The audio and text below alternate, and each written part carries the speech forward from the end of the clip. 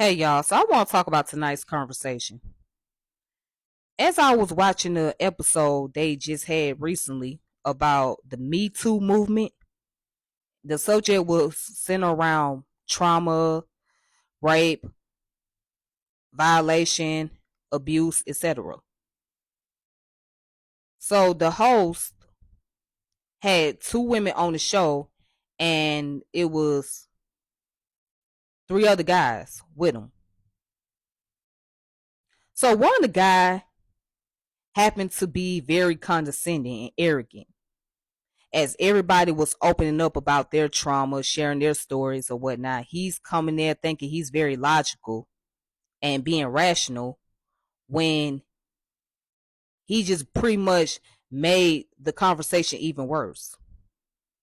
So the host shared his experience growing up, how he was violated, molested, and still the man was very condescending and disrespectful. He was very dismissive. He was not willing to receive and to hear the stories about individual. He was basically claiming that, women that get on, the women that talk about being abused, they generally lying or making up stories or whatnot. Now I will say this, there are those out there that do. There are some individuals that will make up lies about this. But overall, for the most part, abuse occur every single day.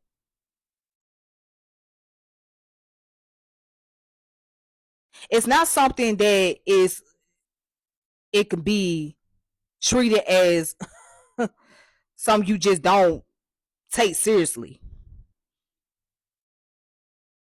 So as I was watching, I said to myself, I said, yeah, this is the final straw for me. I was done. This is the deal breaker right here, because I understand the whole purpose is to get everybody together and come up with their own point of views and discuss what their point of views are, etc. But that's a deal breaker.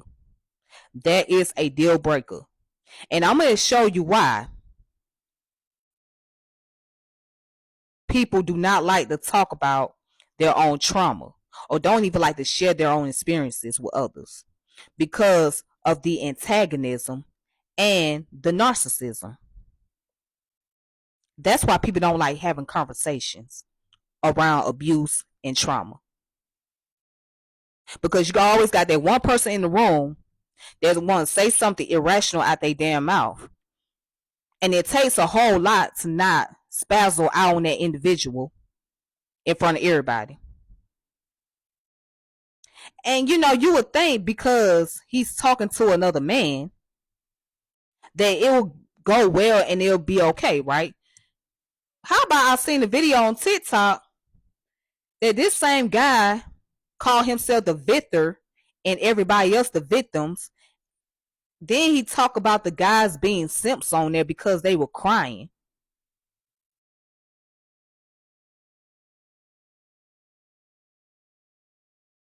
Now, I don't agree with the term toxic masculinity and toxic femininity, but the definition of it is real. And that's what he has displayed. He's one of those guys that say, hey, I'm better than all men. I am the top tier. I'm greater than all of y'all. I'm that true definition of high value men. What I saw was arrogance.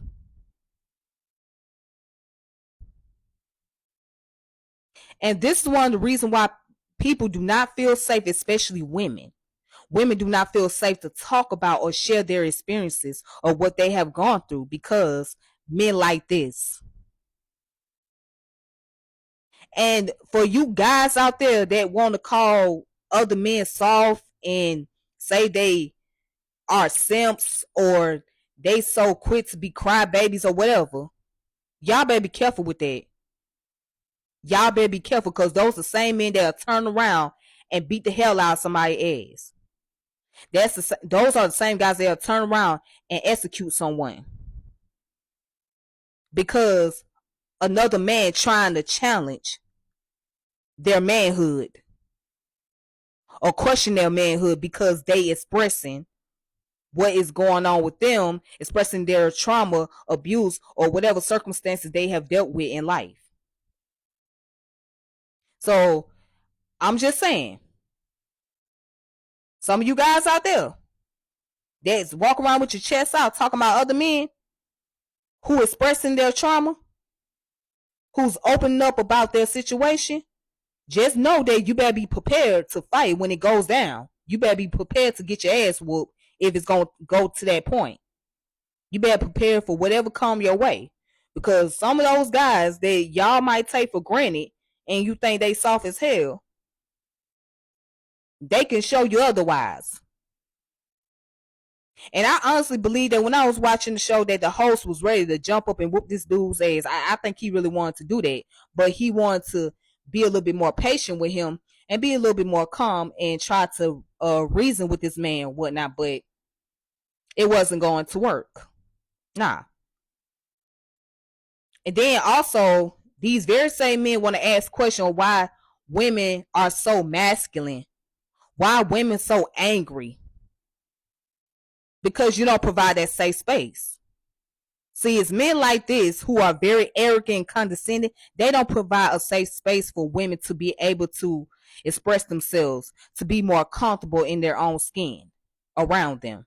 So every time a woman gets around them, they have to be a little bit more uptight and have a close eye, watching their every move and see how they're going to move and what they're going to say and what's the next step they're going to take.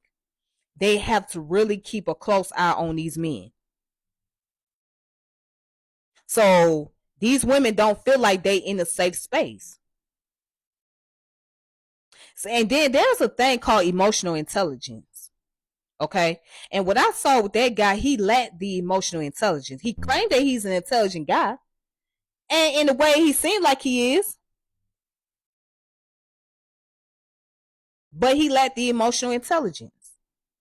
Now, I do understand some of the points that was made about certain people can come up with conniving. I mean, certain people can do conniving things and make up lies just so they can get into people's pocket or get someone in trouble or something like that. I understand where you're coming from on that because there are certain individuals that will do that. But to dismiss the whole entire concept about abuse and assault, no, I mean, you can't dismiss it. Like, those two things actually occurs on a daily basis. It happens all the time. It happens in someone's family. It happens in someone's community. It happens in someone's gathering. It happens at someone's jobs. So these things always take place. Abuse always happens. It's always an ongoing situation. But if you have that arrogant attitude and you're going to be condescending about it, don't be surprised when people give you the response that you deserve. So after watching tonight's conversation, that was my final straw for me. That was the deal breaker right there. I said, I can't do it. And I was over the show after a while because it started to become very overwhelming and redundant. I'm like, okay, is there anything else they could really talk about that's more productive besides this subject matter? And the main subject they love talking about so much is sex. I'm like, okay, is there anything else they could really talk about? Like, is there any other conversation they could bring up besides sexual intercourse all the time? But that's just me. That's my thought on it. I was like, okay, this shit is just overwhelming. But only reason why I was really tuning in because there's a few individuals that I actually admire on the show. One of them is Kitty Rose, and the other one is Dr. Cheyenne Bryan. Trill Fontaine is okay. He's cool. But the main two is Kitty Rose and Dr. Bryan. But yeah, if you took those individuals away, the show wouldn't be nothing, in my opinion. And that's all I gotta say. Peace.